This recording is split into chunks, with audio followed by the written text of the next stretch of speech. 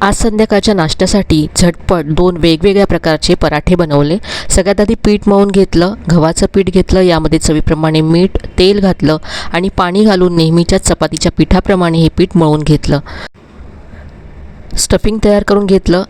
कांदा उभा चिरून घेतला, आलं लसूण हिरवी मिरची घातली, ओवा घातला, लाल तिखट चवीप्रमाणे मीठ घातलं, धने जिरे पूड, गरम मसाला, चाट मसाला, कसुरी मेथी घातले, बटाटे यामध्ये किसून घातले, बारीक चिरलेली कोथिंबीर घातली, सगळं मिक्स करून घेतलं। चटपटीत स्टफिंग तयार झालं आहे। मळलेल्या पिठाची पोळी लाटून घेतली आणि यावरती तयार केलं स्टफिंग एकसारखं सगळीकडे पसरवून घेतलं।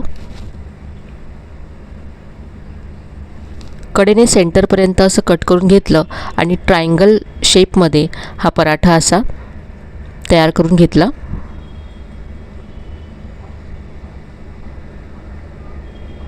वरून थोडीशी कलोंजी आणि कोथिंबीर पसरवून घेतले।